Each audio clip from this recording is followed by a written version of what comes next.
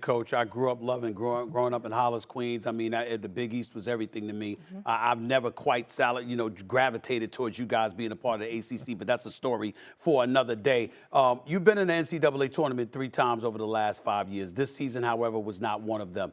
Put into perspective what happened to you guys this year. Your son, Buddy, was the leading scorer, had a pretty good season, but ultimately y'all didn't make the NCAA tournament. What happened? Well, both my sons played well. Offensively, we were 16th in the country in efficiency, which is unheard of for a team that doesn't make the NCAA tournament. The reason we didn't, we were 290 in defense, which is something we pride ourselves on. Our defense just wasn't good enough. We started out the year very poorly. Then we started playing well. We won 4 in a row, and we're on our way, and our center got hurt and missed the rest of the year. That ended the chances we had of getting in the tournament. We played as well as we could without him, but we were just, we lost 4 or 5 games by 1 or 2 points, and at the end of the day, we weren't good enough. Our league is a little better than people thought.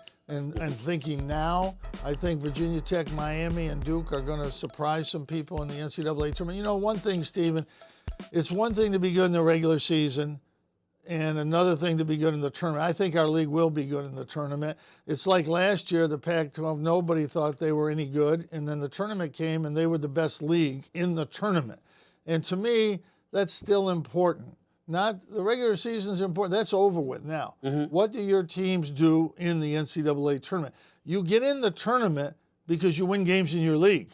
And that's what happened last year with some leagues, and they didn't do well in the tournament. So let's see how the teams do this year.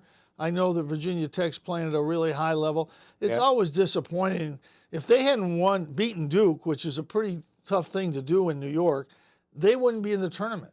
Texas A&M got to the finals of their tournament, and they are not in the tournament. That's surprising to me. I think it's important the committee takes all the season. That's important. But you have to look at the last few games, and if you're losing by 20 and 30, that has to be a problem for a committee. If you're playing really well, it should be something the committee notices. I don't think they took that into account with Texas A&M.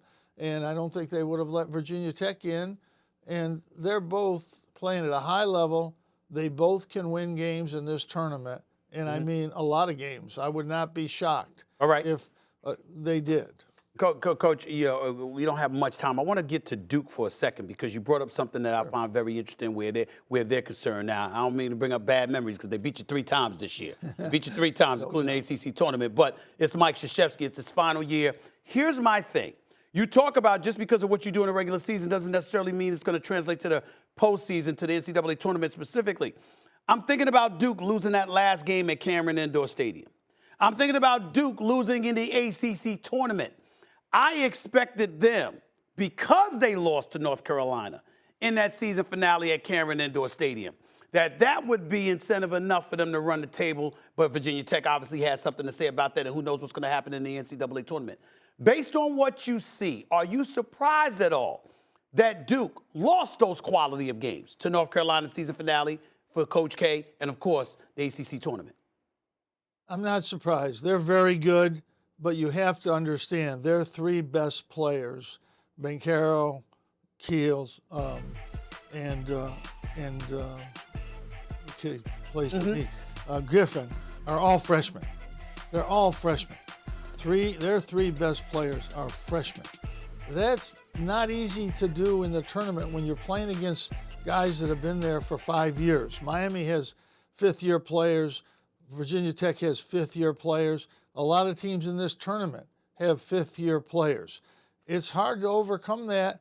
That's the one thing that will beat Duke in the tournament is that their 3 best players are still freshmen. And Mike Krzyzewski can overcome that because he's the best coach that we've ever had. But it's not going to be easy. You have to like veteran teams in this tournament. I look at Arizona and Gonzaga. They've got a lot of veteran guys. I like their teams. And there's a couple other teams with more veteran guys that are going to be a big factor in this tournament. But I think it'll be hard for Duke, as much as I like them and I like their talent and I like their coach. Their three best players are freshmen.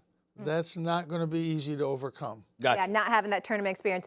Coach, real quick, before we let you roll and get to your Final Four, I just want to ask this about you, because watching the ACC tournament, I'm seeing your wife in the stands at Barclays, and I feel the agita for her. Just having her husband, having, her sons. What has that experience been like for you? Because it's such an incredible story to be coaching your sons. Well, it's difficult. I'm so happy to see how good they become, and I'm proud of them. But when you're having a losing season, you don't like much of anything. Yeah. My wife has been great.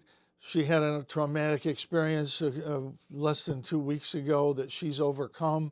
In fact, she's trying to help the young man who actually put an air gun right to her head. She's trying to help him through the community, people in the community that we know. And I don't think there's many people that would do that. That's the kind of person she is, and I'm so proud of her. And my sons were great. I'm so proud of them. And Buddy, made the first mistake he's ever made in his life, and he owned up to it.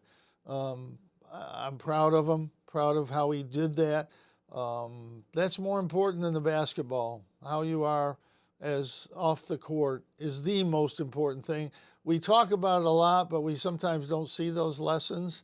And I saw them up close this year with both my wife and with my son. And I couldn't be more proud of them both. And it overcomes and trumps everything else. Thanks for watching ESPN on YouTube. For live streaming, sports, and premium content, subscribe to ESPN+.